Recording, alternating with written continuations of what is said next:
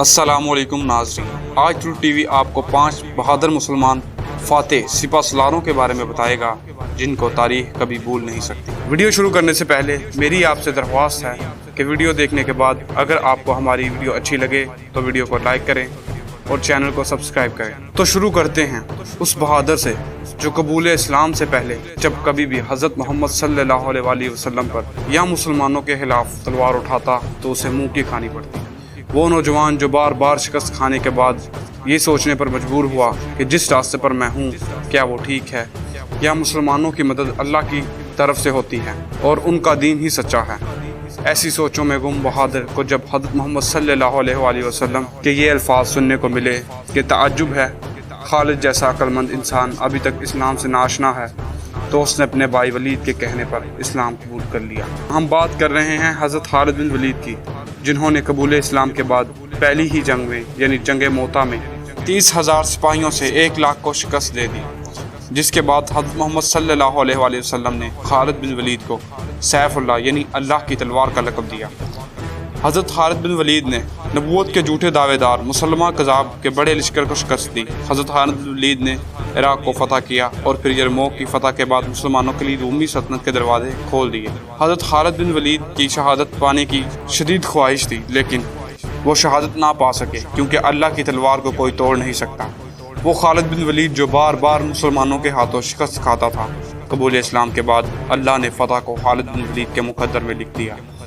حضرت خالد بن ولید نے شہادت کی حسرت کو دل میں لیے وفات کے وقت جو الفاظ کہے وہ آنے والی نسلوں کے لیے ایک عظیم پیغام ہے، جو کچھ اس طرح بیان کیے گئے۔ موت اگر لکھی نہ ہو تو موت خود زندگی کی حفاظت کرتی ہے، اور اگر موت آپ کا مقدر ہو تو زندگی خود موت کی طرف لپک جاتی ہے۔ زندگی سے زیادہ کوئی جی نہیں سکتا اور موت سے پہلے کوئی مر نہیں سکتا۔ دنیا کے بزرگوں کو یہ بتا دو کہ موت اگر میدان جنگ میں آتی تو اس خالد بن ولید کو موت بستر پر نہ آتی، جس کے بعد حضرت خالد بن ولید اس دنیا فانی سے پردہ فرما گئے۔ 12,000 کی فوج ہو اور 1,00,000 فوجیوں پر مشتمل دشمن اور اس کی فوج کے حوصلے بھی دم توڑ چکے ہوں تو اپنی فوج کا حوصلہ کیسے بڑھانا ہے، یہ کوئی طارق بن زیاد سے پوچھے، جس نے اپنی واپسی کے راستے بھی خود ہی بند کر دیے۔ جی ہاں، یہاں جس مرد مجاہد کی بات ہو رہی ہے اس کا نام طارق بن زیاد۔ سن 711 کی بات ہے جب اسپین پر روڈرک عیسائی بادشاہ کی حکومت تھی اور عوام اس کے ظلم و ستم سے تنگ تھی۔ افریقہ کے حاکم موسیٰ بن نصیر نے اسپین کی عوام کی فریاد سن کر طارق بن زیاد کو اسپین پر چڑھائی کا حکم دیا۔ 12,000 کی فوج کے ساتھ جب طارق بن زیاد سمندر کے پانیوں کو چیرتا ہوا اسپین میں داخل ہوا تو اس کے سامنے 1,00,000 کی فوج تھی اور طارق بن زیاد کی فوج مایوس ہو گئی۔ یہ دیکھ کر طارق بن زیاد نے کشتیاں جلا دی اور اپنی فوج سے یہ الفاظ کہے، لوگوں راہ فرار کوئی نہیں، سمندر تمہارے پیچھے اور دشمن تمہارے سامنے ہیں، اب خدا کی قسم صبر و ثبات اور سچے مجاہدانہ ذوق و شوق کے سوا تمہارا کوئی ساتھی نہیں۔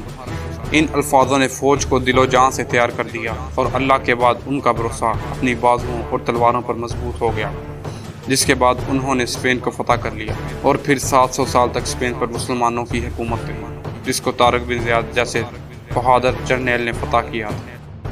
موجودہ دور میں 17 سال کی عمر والا نوجوان بچہ کہلاتا ہے، لیکن وہ کون تھا جس نے 15 سال کی عمر میں فارس میں ہونے والی بغاوت کو روندا اور وہاں کا گورنر بنا؟ وہ کون تھا جس نے مٹھی بھر مسلمان قیدیوں کے لیے ہندوستان پر حملہ کر دیا؟ وہ شخص محمد بن قاسم تھا، جس نے سن 712 میں 17 سال کی عمر میں سندھ کو فتح کیا۔ اس نے نہ صرف مسلمانوں بلکہ ہندوؤں کے دلوں پر راج کیا اور ہندوستان میں اسلام کے لیے راستہ کھولا۔ محمد بن قاسم سن 694 میں حجاز میں پیدا ہوا۔ محمد بن قاسم نے ہندوستان میں پہلا حملہ دیبال شہر پر کیا، جس کی فتح کے بعد محمد بن قاسم کے لیے ہندوستان کے دروازے کھول دیے گئے، جس کے بعد سندھ اور پنجاب کو فتح کیا گیا۔ یہ 17 سال کا نوجوان مسلمان محمد بن قاسم ہماری نوجوان نسل کا ہیرو ہونا چاہیے تھا، لیکن ہم ان لوگوں کو اپنا ہیرو سمجھتے ہیں جو ہمیں ٹی وی پر دکھائے جاتے ہیں۔ سلطنت عثمانیہ نے 15ویں صدی سے پہلے قسطنطنیہ پر 28 حملے کر دیے اور اب سلطان مراد دوم کی حکومت تھی، جو کہ قسطنطنیہ پر اب حملہ کرنے کو بے وقوفی سمجھتا تھا اور اس دنیا سے رخصت ہوتے وقت اپنے وزیر اعظم کو حکم دے گیا کہ میرے بیٹے کو سمجھا دینا کہ وہ قسطنطنیہ پر حملہ کرنے کی ضد کو چھوڑ دے، اور اگر اس نے حملہ کر دیا تو سلطنت عثمانیہ تباہ ہو جائے گی۔ لیکن اس کا بیٹا تو بچپن ہی سے قسطنطنیہ کو فتح کرنے کا خواب دیکھ رہا تھا، کیونکہ وہ جانتا تھا کہ حضرت محمد کی حدیث مبارکہ ہے، یقیناً تم قسطنطنیہ فتح کر لو، وہ سپہ سالار بھی کیا باکمال ہوگا اور وہ فوج بھی کیا باکمال ہوگی۔ حضرت محمد صلی اللہ علیہ وآلہ وسلم کے ان الفاظوں نے سلطان محمد فاتح کے دل میں گھر کر لیا، جس کی وجہ سے وہ قسطنطنیہ فتح کرنا چاہتا تھا۔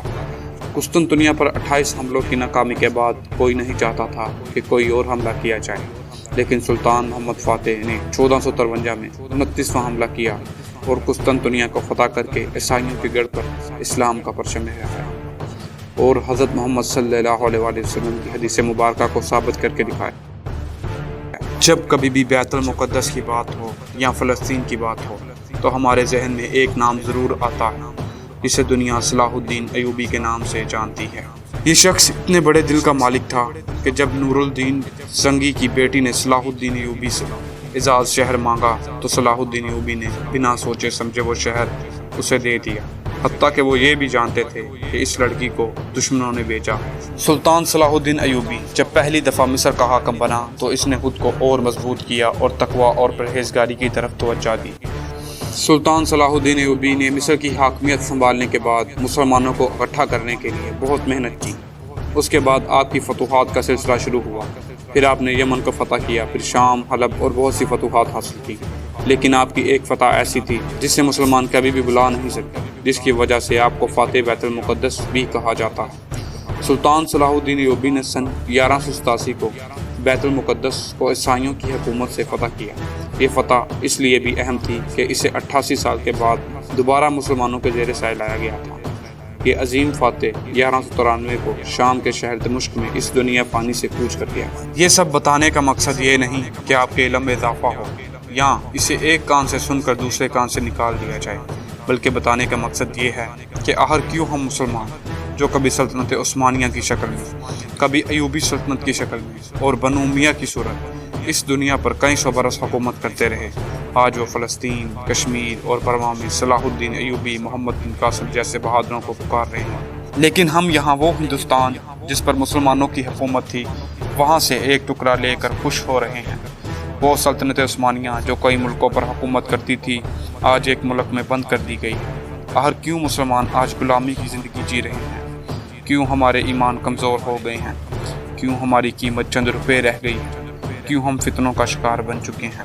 مسلمانوں، ہمیں اٹھنا ہے اور ایمان کی طاقت اور اللہ اکبر کی صدائیں لگاتے ہوئے اٹھنا ہے، تاکہ روز آخرت کوئی فلسطینی اور کشمیری مسلمان یہ نہ کہے اے اللہ، دنیا میں جب مجھ پر ظلم ہو رہا تھا تب یہ لوگ عیش و عشرت کی زندگی جی رہے تھے۔